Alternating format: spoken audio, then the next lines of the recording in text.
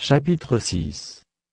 Après cela, Jésus s'en alla de l'autre côté de la mer de Galilée, de Tibériade.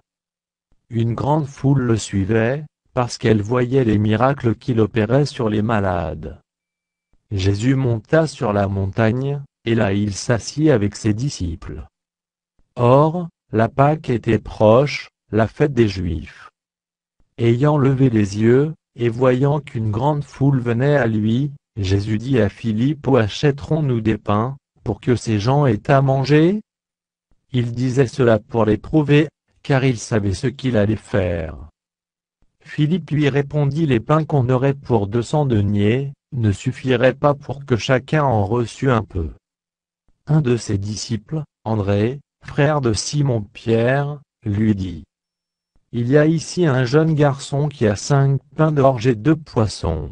Mais qu'est-ce que cela pour tant de gens? Jésus dit: Faites-les asseoir. Il y avait dans ce lieu beaucoup d'herbes. Ils s'assirent donc, au nombre d'environ 5000 hommes. Jésus prit les pains, rendit grâce, et les distribua à ceux qui étaient assis. Il leur donna de même des poissons, autant qu'ils en voulurent. Lorsqu'ils furent rassasiés, il dit à ses disciples: Ramassez les morceaux qui restent, afin que rien ne se perde. Ils les ramassèrent donc, et ils remplirent 12 paniers avec les morceaux qui restèrent des 5 pains d'orge, après que tous eurent mangé. Ces gens, ayant vu le miracle que Jésus avait fait, disaient: Celui-ci est vraiment le prophète qui doit venir dans le monde. Et Jésus, sachant qu'ils allaient venir l'enlever pour le faire roi, se retira de nouveau sur la montagne, lui seul. Quand le soir fut venu, ses disciples descendirent au bord de la mer. Étant montés dans une barque, ils traversaient la mer pour se rendre à Capernaüm. Il faisait déjà nuit, et Jésus ne les avait pas encore rejoints.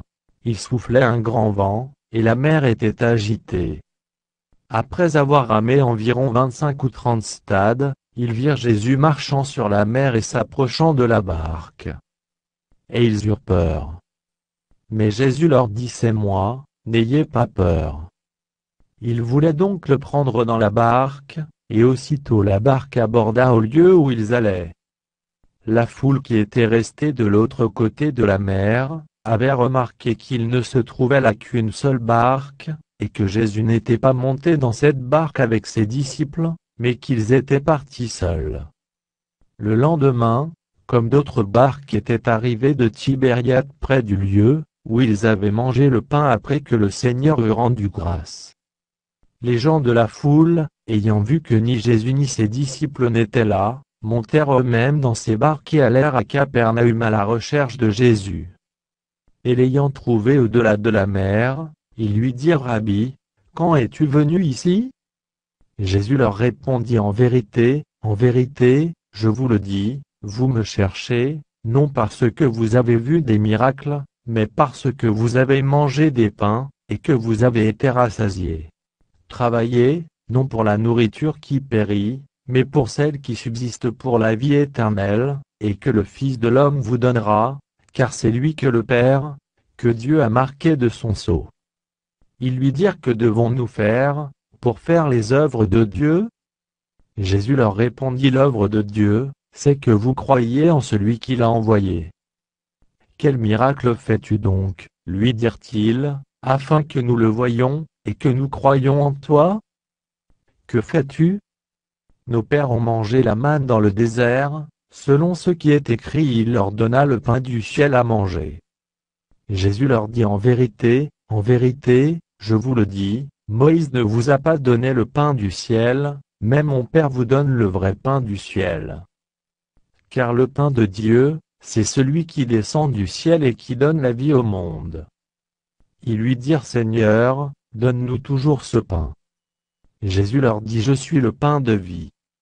Celui qui vient à moi n'aura jamais faim, et celui qui croit en moi n'aura jamais soif.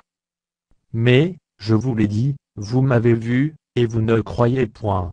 Tous ceux que le Père me donne viendront à moi, et je ne mettrai pas dehors celui qui vient à moi. Car je suis descendu du ciel pour faire, non ma volonté, mais la volonté de celui qui m'a envoyé. Or, la volonté de celui qui m'a envoyé, c'est que je ne perde rien de tout ce qu'il m'a donné, mais que je le ressuscite au dernier jour. La volonté de mon Père, c'est que quiconque voit le Fils et croit en lui ait la vie éternelle, et je le ressusciterai au dernier jour. Les Juifs murmuraient à son sujet, parce qu'il avait dit « Je suis le pain qui est descendu du ciel ». Et ils disaient « N'est-ce pas là Jésus, le fils de Joseph, celui dont nous connaissons le Père et la Mère? Comment donc dit-il « Je suis descendu du ciel » Jésus leur répondit « Ne murmurez pas entre vous.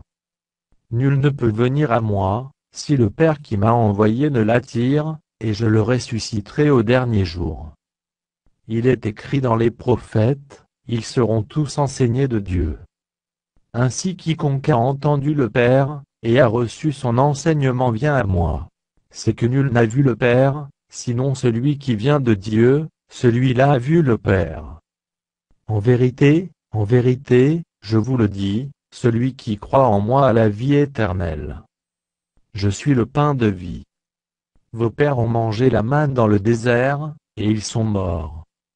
C'est ici le pain qui descend du ciel, afin que celui qui en mange ne meure point. Je suis le pain vivant qui est descendu du ciel. Si quelqu'un mange de ce pain, il vivra éternellement, et le pain que je donnerai, c'est ma chair, que je donnerai pour la vie du monde. Là-dessus, les Juifs disputaient entre eux, disant comment peut-il nous donner sa chair à manger? Jésus leur dit en vérité, je vous le dis, si vous ne mangez la chair du Fils de l'homme, et si vous ne buvez son sang, vous n'avez point la vie en vous-même. Celui qui mange ma chair et qui boit mon sang a la vie éternelle, et je le ressusciterai au dernier jour.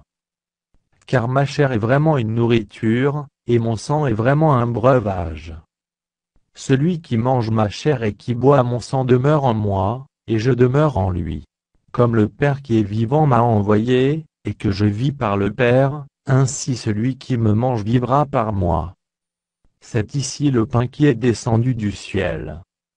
Il n'en est pas comme de vos pères qui ont mangé la manne, et qui sont morts. Celui qui mange ce pain vivra éternellement.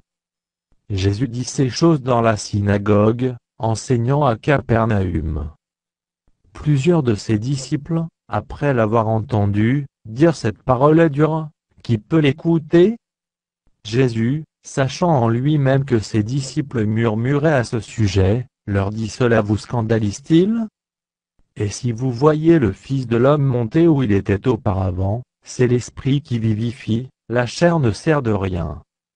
Les paroles que je vous ai dites sont esprit et vie. Mais il en est parmi vous quelques-uns qui ne croient point. Car Jésus savait dès le commencement qui étaient ceux qui ne croyaient point, et qui était celui qui le livrerait. Et il ajouta c'est pourquoi je vous ai dit, que nul ne peut venir à moi, si cela ne lui a été donné par le Père. Dès ce moment, plusieurs de ses disciples se retirèrent, et ils n'allaient plus avec lui. Jésus donc dit aux 12 et vous, ne voulez-vous pas aussi vous en aller? Simon-Pierre lui répondit Seigneur, à qui irions-nous? Tu as les paroles de la vie éternelle. Et nous avons cru et nous avons connu que tu es le Christ, le Saint de Dieu. Jésus leur répondit N'est-ce pas moi qui vous ai choisi, vous les 12? Et l'un de vous est un démon. Il parlait de Judas Iscariote, fils de Simon, car c'était lui qui devait le livrer, lui, l'un des 12.